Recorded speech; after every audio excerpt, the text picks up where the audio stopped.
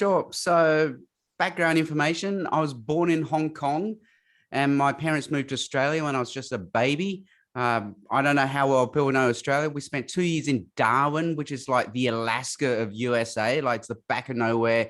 You only live there if you're trying to get away from something, or that's your only way into the country. And for us, that was the only way into the country. Then 6 years in Adelaide. And from the age of 8 onwards, the rest of my life, I grew up and lived in Sydney, Australia, studied medicine at Sydney University, worked 4 years as a medical doctor full-time.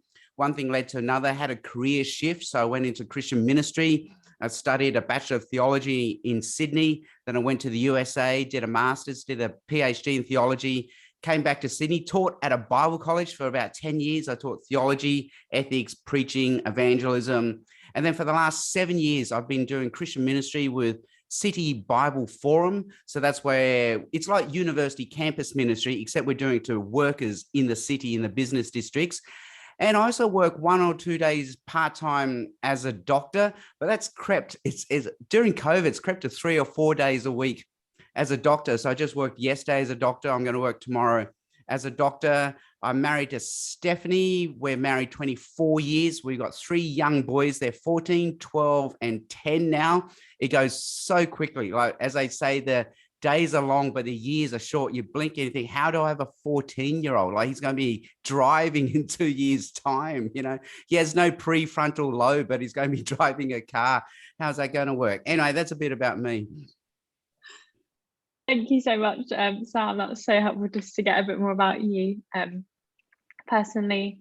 I think we have some questions. So Rachel, do you want to kick us off? Yeah, there's one question that's got quite a few votes already.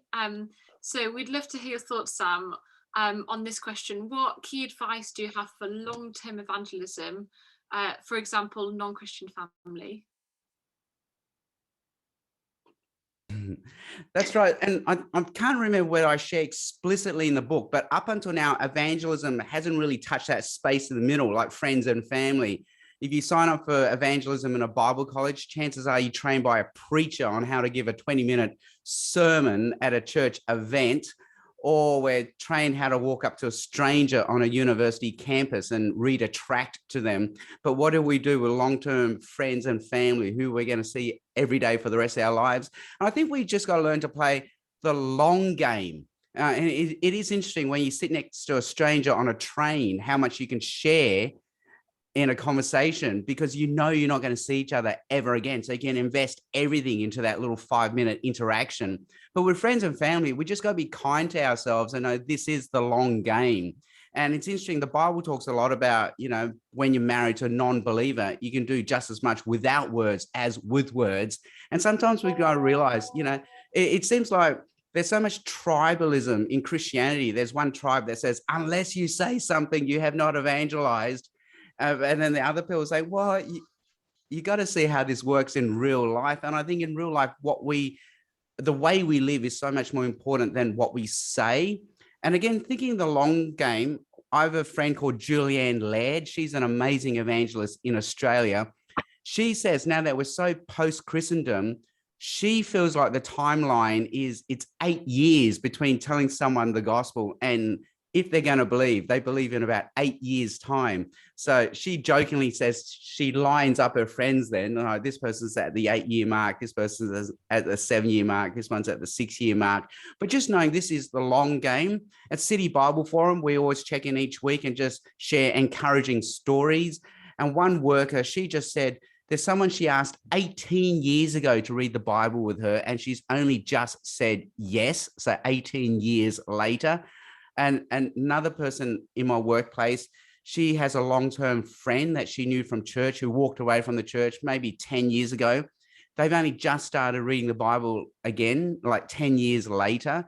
I've had a neighbor who I've sort of just been nibbling away at, and we've only just started reading the Bible maybe 12 years later. So just knowing that this is the long game, this is not the stranger on a plane who I'm never going to see again. This is not the 20-minute boom Bible talk that I deliver and I walk out the door. This is someone I have to see every day. And so just knowing it's a long game. And also someone else said, another bit of advice is just pray that God sends more Christian contacts to that person, because we all know what it's like trying to evangelize a non-peer, like an uncle or auntie, where there's a hierarchy, there's a difference in age, stage of life. And it would be so much better if they could hear this from a Christian peer, someone in their stage of life. So then something that works really well is to pray that God sends more Christians into our friend's life. Brilliant. Thank you much, Sam. So if there's any follow-up questions from what Sam's saying, please pop it in the Slido. Zara, would you like to see if I think there's a few others that have been voted as well. Yes, 100%. Yeah, thank you so much for that, Sam.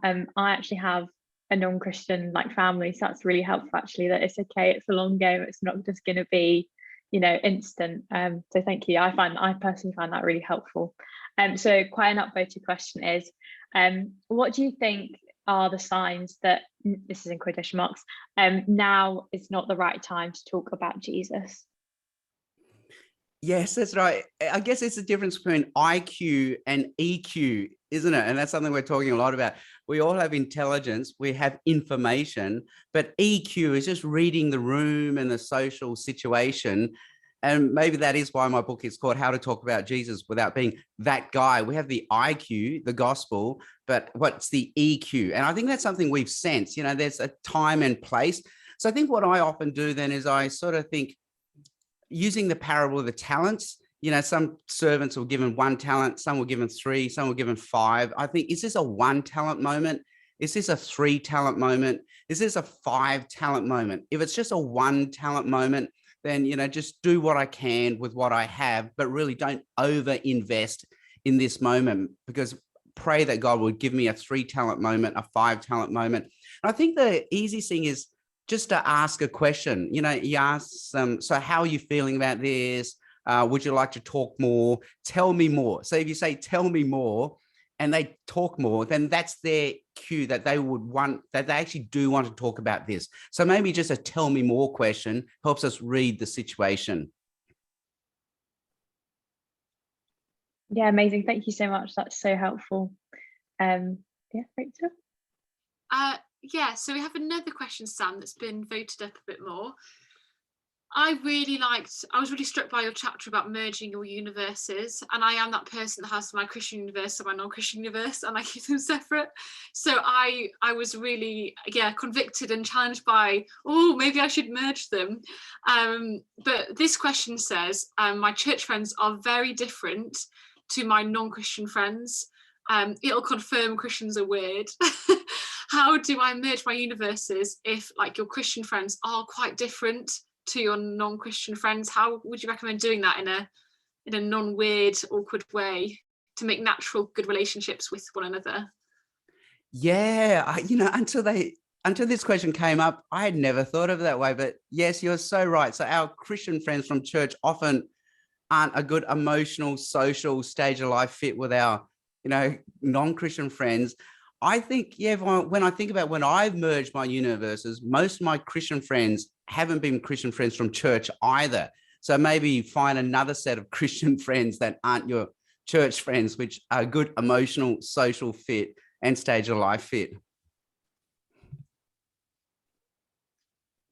Brilliant, Sam. That's really interesting. So you think about their commonalities socially. What are they both into? Where are they overlapping? And try and merge them that way.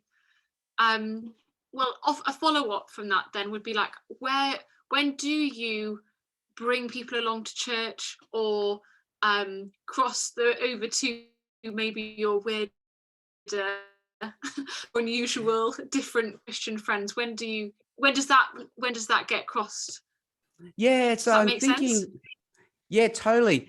And it's thinking, okay, what is my end goal? What is my mission? What am I trying to achieve? And I think in the past, when we were living in Christendom and having event-based evangelism rather than conversation-based evangelism, most of evangelism was loaded into, how can I get my friend to come to church? Like, church was the thing. If I can just get my friend to come to church. But I think now that's one of many things we're trying to do, get our friend to come to church. There are other things we're trying to do. One is, how can I get my friend to make friends with other, Christian friends? How can I even just slip in a story of Jesus? How can I offer to pray for this person? How can I read the Bible with this person? So I think it's just one of many things we're trying to do. And I think just sensing the moment, like what, how would I put it? So just the other night, this is classic. My wife and I went to a birthday party. So going to their things, so they come to our things, that sort of thing, where really we had very little in common with what was going to happen at this birthday party. And then at the end, so in the birthday party, I caught up with a school mum who I hadn't seen in 4 or 5 years. And then I just said, how was lockdown? And she just blurted out everything that went bad in lockdown. Like she felt safe enough to be vulnerable, honest. Things didn't go well at all during lockdown. And on the way to the car, I said, and what are your sons doing? And I said, you know what, my son, because they were the same age, he's going to Friday night youth group. I think youth group would be really good for your children. And she goes, yes, because they're on their devices all night. And I said, yeah, imagine if they could meet with people their age in a good crowd of young people with role models and leaders. Wouldn't that be good? She goes, yeah. I said, well, how about, your kids come to youth group with our kids? And she said, yes, that would be really good. So I think just sensing the moment, like, why would this person really want to go to church? That sort of thing. And then I said, in February, I'm giving a series of talks, at the local church that's just near where you live. Would you like to come in February? And she said, yes, I think that would be good. So just sensing the moment. But that's not the be all and end game. So even church is only at the beginning of the funnel. It's not the end of the funnel. But just sensing, why would someone want to go to church? And then just finding the right moment. So I'll give you another example. Just the other week, I was working with a nurse who I hadn't really met before. He was from the Philippines. A lot of the nurses in Australia come from the Philippines. And I asked him, so how are things? He said, it's good. I said, do you have kids? He said, yeah, I have a 2-year-old. And I went, they're hard days, aren't they? A 2-year-old. He goes, yeah, very hard. And I think you just don't have adult time, do you? And he goes, yeah. So you're basically speaking their emotions back at them, showing that you've heard, you've understood, you're feeling. And I said, you don't get time with your wife. He goes, no. Then I said, I don't know why, I just blurted out, do you go to church? Because I was trying to show how hard it is to go to church with a 2-year-old, and he goes, and then because Hattie said, no, I don't go to church. Why do you ask? I said, just because it's hard to go to church with a 2-year-old. I was just wondering how you manage it. But he said, yes, I do. And I said, okay. So how is that for you when you go with a 2-year-old? And he said, well, we have not been to church since lockdown. And then he said to me, are you religious? And I said, yes, I am. He goes, you know what? In the Philippines, everyone is religious, but I come to Australia and no one is religious. And I said to him, no, everyone is religious. They're just too scared to come out and say they're religious. This is a closed country. He goes, yes, it is. And I said, did you know in this hospital, there's so many other believers who go to church. Can I network you with the other Christians? He said, that would be lovely. I said, because there's Ruby who works in the other room. She actually goes to a vibrant church near where you live. And there's a kids group.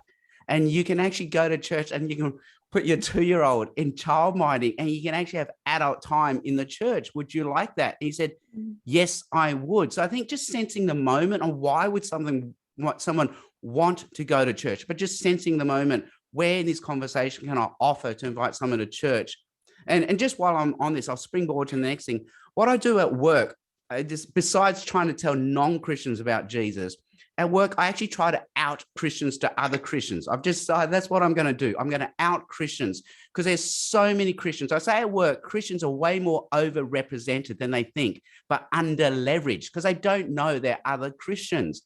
So I deliberately out Christians to other Christians. I say, hey, so-and-so, did you know John here is also a believer? And this person would always say, no, I didn't know. So would John meet Mark? Mark meet John. And then I try once or twice a year go to one of my workers' churches. So if someone says, I go to such and such a church, I say, you know what? I would love to come with you. And I turn up with, wife and kids to their church and they're just blown away. Wow, You came. Yes, I came. And so suddenly Christians start networking and feeling like they can be Christians in front of other Christians at work. So that's something I try to do. Wow, Amazing. Go on, sorry. I just have a little follow-up from that, Sam.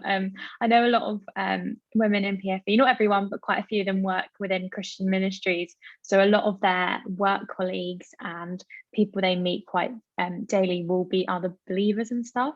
And with the students I work with, there's a big issue of kind of the Christian bubble. And do you have any advice to kind of breaking away from that and kind of having the confidence to go and seek and have community with non-believers in the long run?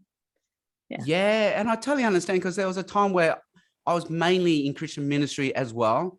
And let's see, and I spent 5 years in America doing PhD studies, living on campus. So I was definitely in a Christian bubble. So how did I do it? Like, I think, you know, and it is hard. I'll tell you, it is hard. So I used to play rugby. I used to go to the gym. But that's suddenly when you realize community is so hard to form around interest, because interest is so shallow. So after the rugby game, everyone really just goes off and does their own thing. After the gym session, everyone just goes off and does their own thing. I think what it is yes, we need to proactively still be out there meeting, you know, being in non-Christian communities. With the gym friends, the really was, hey, come, let's watch the Saturday game together. So either inviting them to your home for a meal or going to their place when they invited you to something. I think that's the key. You actually have to get into someone's home. It's more than just meeting at, you know, at the actual event. You have to invite people back to your place or vice versa. And maybe if the people in the Christian bubble, and bubbles are good, like we need bubbles for restorative time. They're not bad things. Can just be more proactively communicating to each other. Hey, 3 of us are going to go to the local book club. Hey, and then we're going to, you know, do that for about 6 months, and then afterwards we're going to invite people back to our place. Let's make this our long-term plan. Let's see how we can do this. So just understanding there are periods of life. Bubbles aren't bad things. They naturally emerge. We need them for restorative fellowship, peer-to-peer time, but also knowing that, okay, it is a dialectic. We need to get out of the bubble, merge our bubbles, go to places, but just be deliberate about it and coordinate it and communicate it and cooperate a bit more.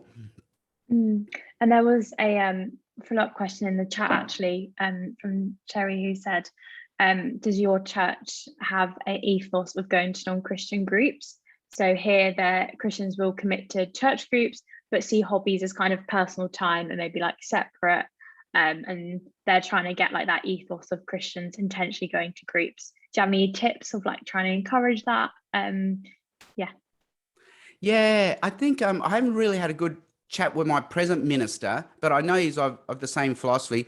But I know the previous minister and I, because I'm not on the minister's team, I'm just a layperson. We actually sat down and said, okay, what is our vision for church? It really is, we don't want to burden people with too many things, so that they can still have time for family and mixing with non-Christian friends. So I think we didn't make it a hard, fast rule, but our guidelines were, okay, we just want them to have one thing, you know, Sunday service, a Sunday meeting, and one other thing midweek, and try to have no more than that we're asking people to commit to, so they can have time with family and friends, and also to be out there in the community. Amazing, thank you. So we have a couple of questions that have been voted up, Sam. One that's been voted up is, what's your best experience / advice in talking about? I missed the last bit, but I'm guessing the question, what's my best experience and advice in talking about Jesus? No. Talking about sin. Oh, sin. Okay, yeah, I'm glad that would have been a completely different conversation. Yeah, and I think I share in the book that there's in the tribes that exist in Christianity, unless you mention the word sin, you have not evangelized. But how do we communicate sin in a world that doesn't believe in sin? And I say, well, look at how Jesus does it. Jesus seems to communicate sin without using the word sin either. So, to Nicodemus, he says you must be born again. The implication is right now you're unborn. You're not, you need a new birth.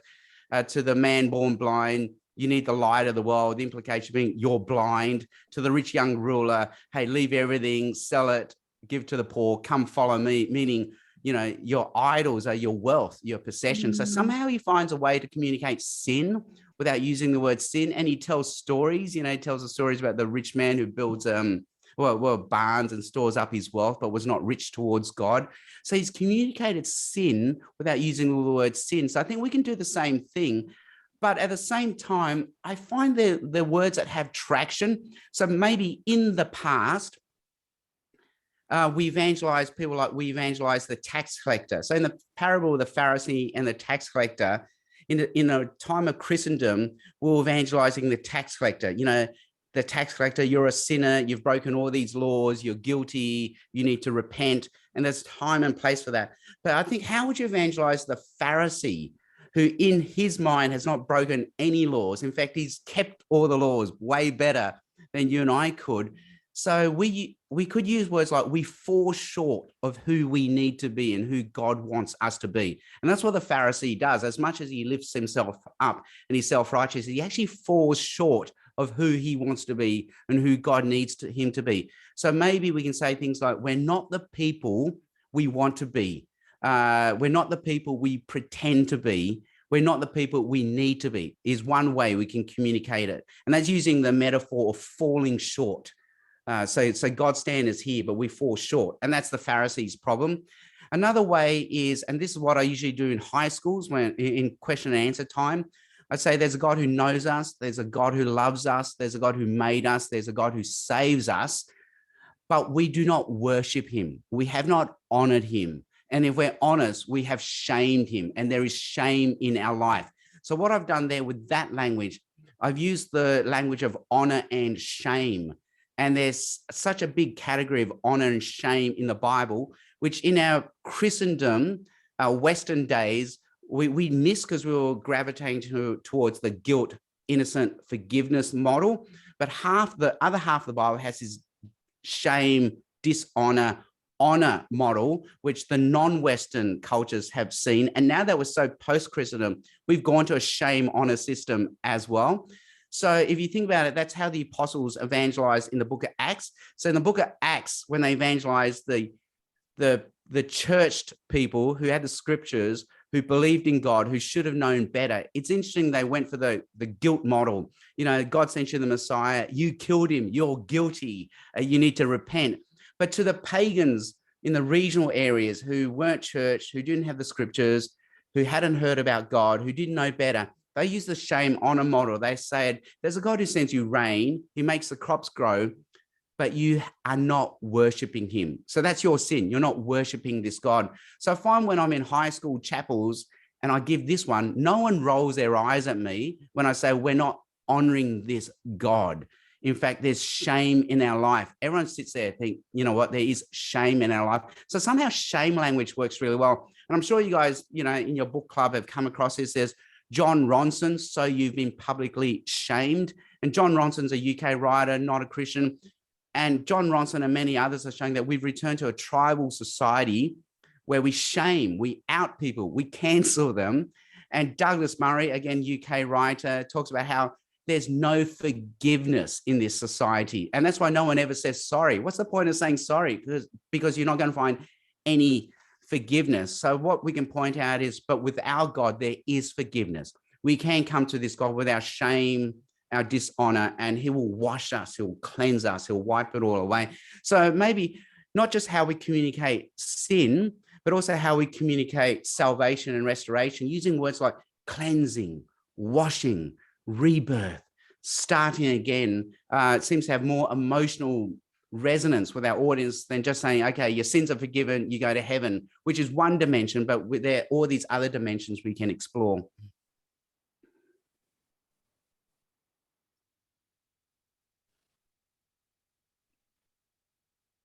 Oh, amazing.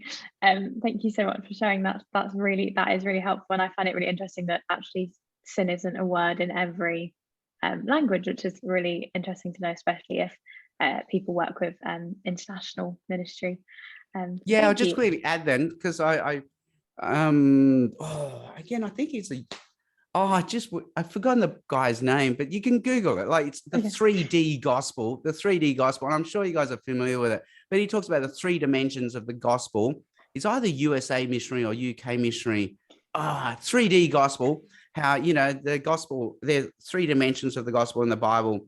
There's guilt, and then there's forgiveness, and then there's fear and power, and then there's shame, and there's honor, and how different cultures gravitate towards these dimensions of the gospel. I also know that Paul Hibbert, in his missiology work, talked about their cultures, some gravitate towards guilt and forgiveness, others towards filth and cleansing or holiness, others from shame to honor. And I think now that we're post-Western, post-Christendom, we can explore these other 2 dimensions, like feeling dirty to feeling clean, from shame to honor, and also the whole fear power thing as well.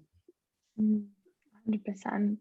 Another question that has been voted is about like prioritizing and managing which kind of friends to kind of come alongside and really invest in, especially when you have, like, you know, maybe family, like you have to balance your family and work and old friends and maybe new friends. Do you have any advice on like kind of how to manage and prioritize that?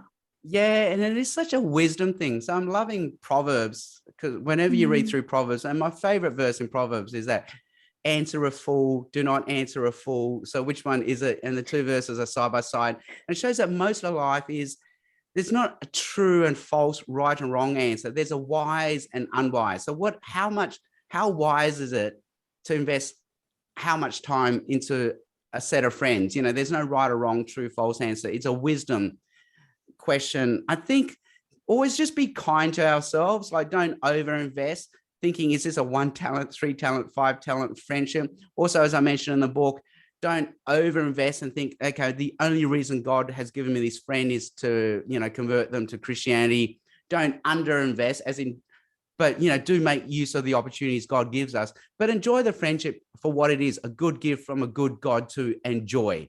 So I think that's a dynamic, and just think, are there times I can tell this person about Jesus? Okay, are there not times? But just enjoy the friendship, first of all, for what it is.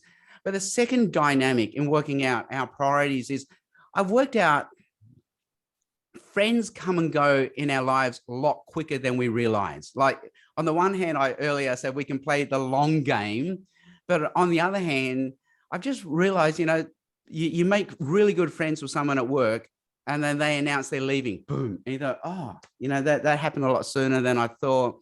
Neighbors move in, you get on really well, and then boom, they move out, and you think,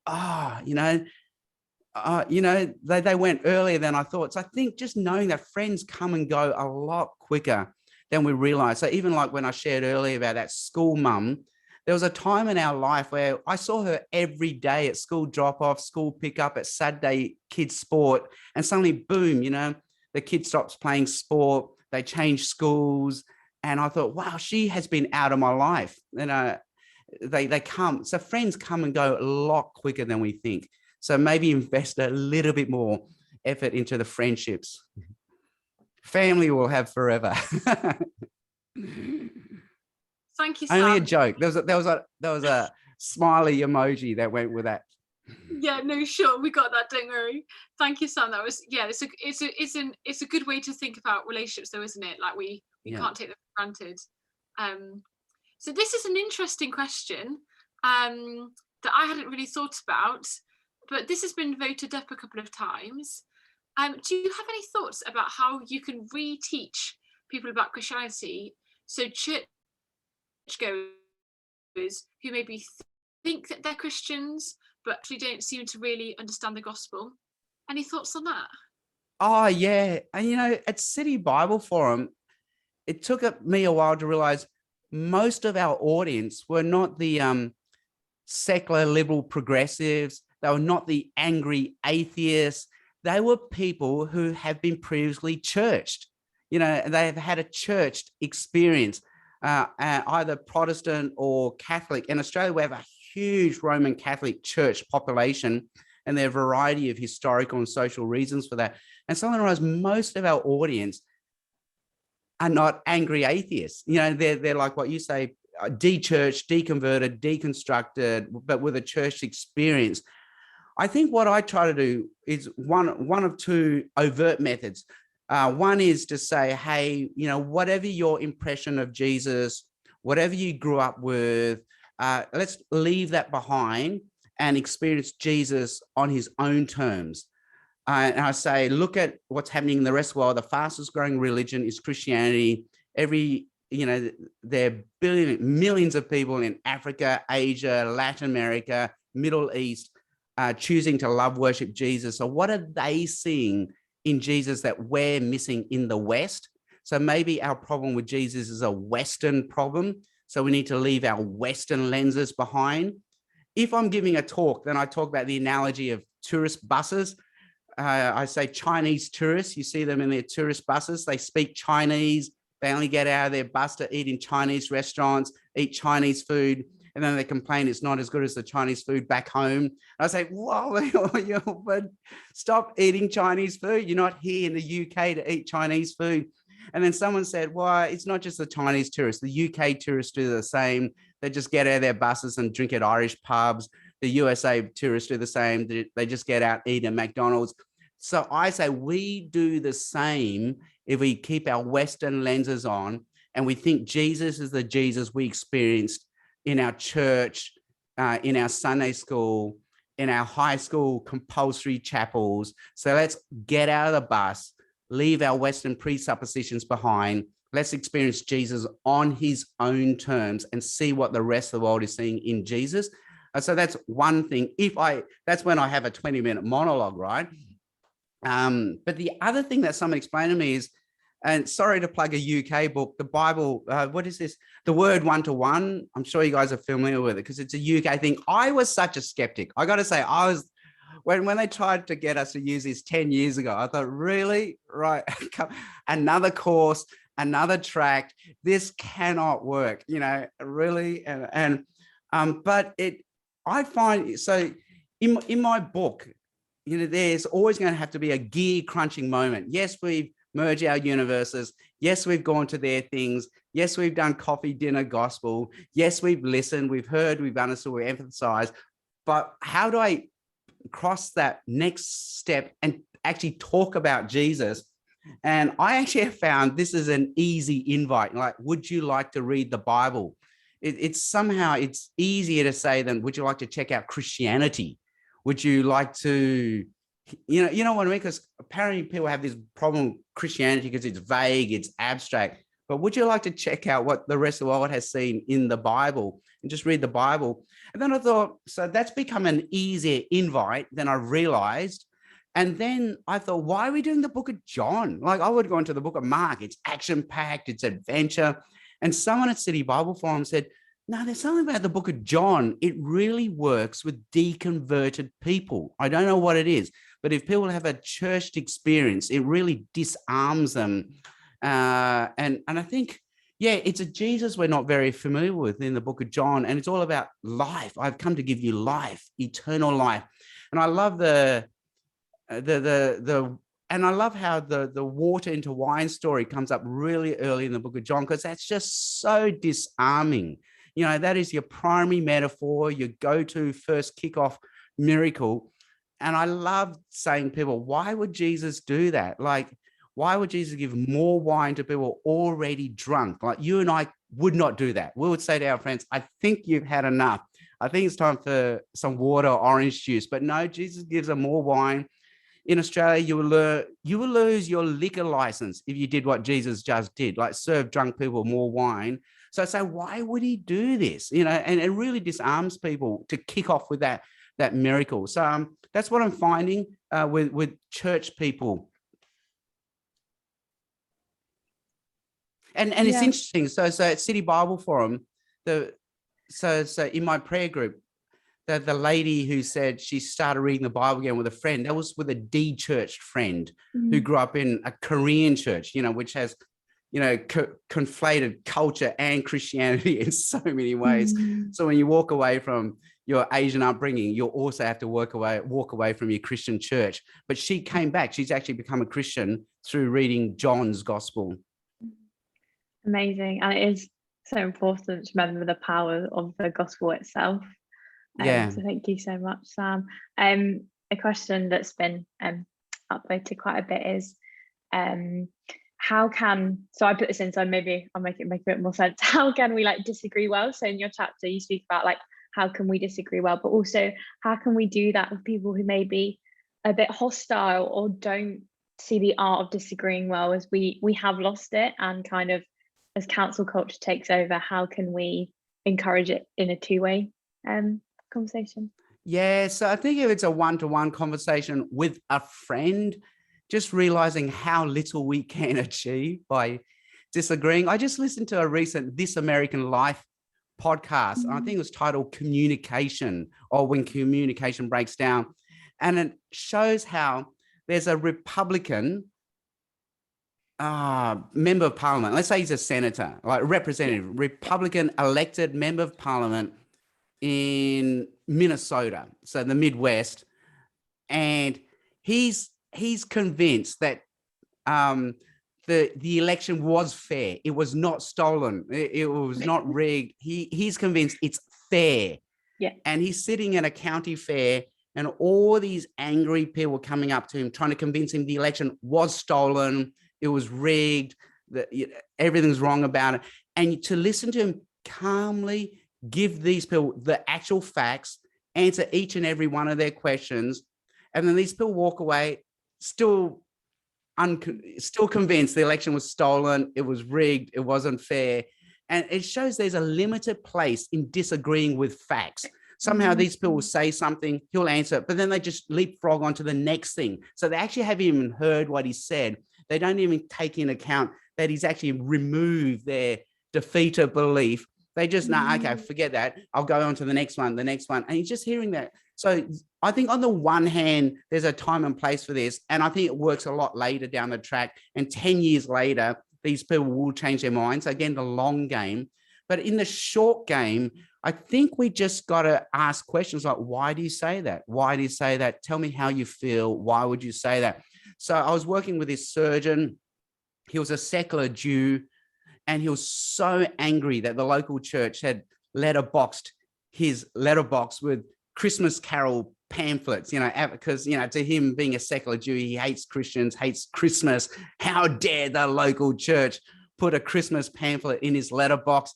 And he was venting on me in a friendly way, but I didn't know what to say. So I told that to a chaplain friend of mine, and my chaplain friend said, oh, you could have just gone, well, you seem very angry about this. Tell me more. And then just hearing why would you be angry? And I think that's in a one-to-one with a friend in a conversation. I think that's what I would do. I wouldn't try to answer their objections. I would just try to probe their objections. Wow, you seem very sad about this. Tell me more, and see where they go with that. Yeah, amazing. And I think Cherry put in the chat very helpfully that can you see why I see this differently? Actually, that's really helpful as well. Like kind of becoming like a two-way conversation. Thank you so much, Sam. Yeah. I think we've maybe got time for one more question, if that's okay, Sam. Sure.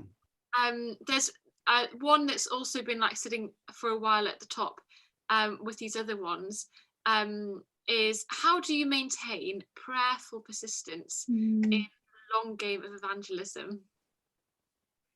I think you just do. And there's just enough trickle of encouraging stories that come through that make you realize this is a long game, and I don't know how God is going to use this, but I know he will. But it'll be 10 years from now. I just won't see the results just now. I think fortunately for me, because I'm with City Bible Forum at our weekly staff meeting, which is now Zoom, so we hear from everyone all over the country, whereas before it was just us in the city. They had this regular thing where people share encouraging stories. So every week I get to hear an encouraging story, and they're always long game stories. Like, there's this person I asked 10 years ago. I said this to 10 years ago, and they've just reached out of the blue, and now I'm reading the Bible, or now they've become a Christian. So I just get enough trickle of encouraging stories to know all I need to, well, I can just keep praying. Something I haven't shared in the book explicitly, because I wrote the book, I think 2 years ago, but something I found really, really works in workplace evangelism is just the, say their emotion back to you, them like, that sounds really scary or sad, or you seem worried about that. Hey, listen, my wife, my kids, we pray every night for our friends. Is it okay we pray for you? I always say my wife and kids pray, because it's creepy if an old man says, I will pray for you. So I say my wife and kids, we pray every night. Would it be okay if we prayed for you? And one time I even took a video of my 10-year-old saying the prayer and sent it to the work colleague, and they were really touched by that. So I found no one ever says no. Like if you've shown, you're not flippant and you're taking this problem seriously, it's not my heart and prayers go with you sort of thing, but no, we'll pray. And then the next week I always check in and say, we did pray. How is blank? And I don't know what it is, but God seems to answer these prayers. Like I go out on a big limb each time, like, oh God, I'm not sure you can answer this prayer. And I think, and I don't share this in the book, in the Old Testament, in the Old Testament world, there's a big choice of religions, God's worldviews. So God's way of showing he's the true God is he's the one who speaks, like the idols can't speak. And he's the one that answers prayer. So I think we've often been good at this one. We have a speaking God who speaks the truth, but we can explore this other one a bit more, but we have a God who answers prayer. And I think God goes out on a limb to answer the prayers of non-believers. And then the story so then I check in on them and they say, yeah, the prayer got answered. And I use the word miracle now. I say, wow, it's a miracle. It seems like even in this post-Christian secular closed world, you're allowed to use the word miracle. You can still say miracle. You can't say God or Jesus, but you can say miracle. But really that's the same thing, isn't it? We're saying we believe in a personal God who intervenes. And then I say, would you like to know more about this God who answers prayer? And my missionary friend loves to use the story of the 10 lepers, because 10 lepers pray to Jesus. 10 lepers get healed, but only one comes back to know Jesus. So I say, well, that's really the choice we have now. We have a God who's happy to give us blessings, answer our prayers, but do we want to know him as more than a business acquaintance that we do transactional prayers with, or would you like to know him personally? Wow, yeah, thank you, Sam. Gosh, there's just so much food for thought. It's really encouraging hearing your stories, and the way you think about these different things is just, I haven't actually heard anyone think about evangelism in these ways. So I think I'm not alone by saying like your insights and your enthusiasm and your book has really encouraged all of us to be more bold and be creative in our evangelism. So praise God for you and how he's working in your life. It's really exciting, and it's encouraged all of us over in England as well. And thank you so much for giving up your time and joining us this evening. We really, I just sneak in one other thing then. I'm sorry. Like again, I was such an eye roller at this, but Richard Borgonon, he's so keen, right? You think, well, it only works because you're Richard Borgonon. Like I'm not Richard Borgonon, but he quotes his stat that 20% of people will say yes if you invite them to read the Bible, but they say now post-pandemic it's 40%. It's gone up post-pandemic. And my friend Tim Chen, it's so funny. Like Tim in his pre-Christian days worked for British American Tobacco. So he used to sell cigarettes to children. And I said, Tim, you and I are the same. I tell Jesus to people. You and I we're both the bad people in society. There are only two things you can't do in post-Christendom West. One is sell cigarettes, and the other is talk about Jesus. I say, you and I are exactly the same. But he became a Christian. So if you look at my other book, Evangelism in a Skeptical World, just look for the word Tim. Tim's the Tim in there. So he's the guy behind the Bergen bread model and all the other stuff. Anyway, he now works for these guys in Sydney, and his saying is a no answer is not a never answer.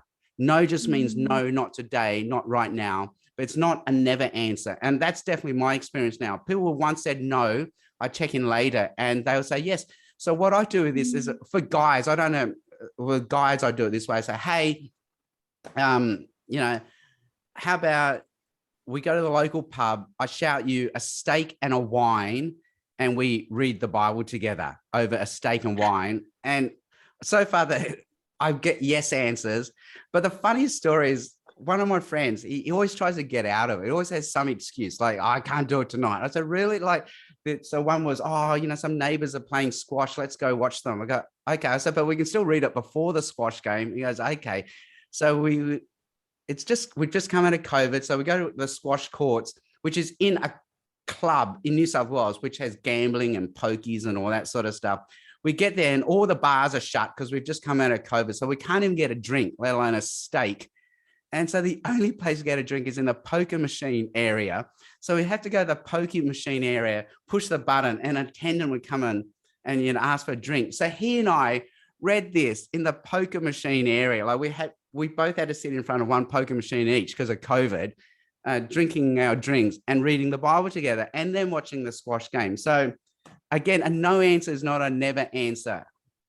And there's a 40% chance of a yes answer anyway. Yes, Nay just asked where that statistic was from, the 40%. Yeah, I would chase it down for you. They were sharing it at the City Bible Forum 30-year anniversary dinner last month, but I wasn't there. I skipped it because, no, really, this is fine, because I was doing this. I got out of it. They said, will you be at the dinner? I said, no, because I was reading the Bible with my neighbor. That's the trump card that gets you out of everything now. Yes, for out sure. of every staff meeting. I'm going to use this. Yeah, just kind of echoing Rachel, Sam, thank you so much. And yeah, this book has had a big impact, and hopefully speak for everyone here on my personal life and the lives of others. And I think will have an effect on the lives of many. Just, I know, like, as I mentioned before, in my context, I think we're going to be getting some student leaders to read this in Northern Ireland, which is really exciting. So it's not just, it's going everywhere, which is amazing. I hope that encourages you. I'm so excited. Yes. So yeah, I think that's everything for this evening. Thank you so much for coming, Sam. Rachel, if you have anything else to say. Yeah, the only thing to say is that thank you everyone that's joined us this evening. And if you want to sign up to receive the PfE newsletter, we can let you know about kind of future events, future books that we're reading, and that link is in the chat. We would love it if you could sign up and hear about other stuff that's going on. And a last big thank you to Sam for joining us this evening. Yeah, thank you so much. Amazing. Bye everyone, thanks for coming. Thank you very much. Thank you, Sam. Thank you for organising as well, Nay. Yes, thank you very much. Thank you, Nay. Bye. And thank you, Sam. And Rachel and other organisers. Thank you. Thank you very much. And Thank Sarah. you. Thank you. Nice to see you, everyone. Christine. Thank you. See you soon. Bye. Bye-bye, bye-bye. Thanks everyone. Bye. Thanks, Nay.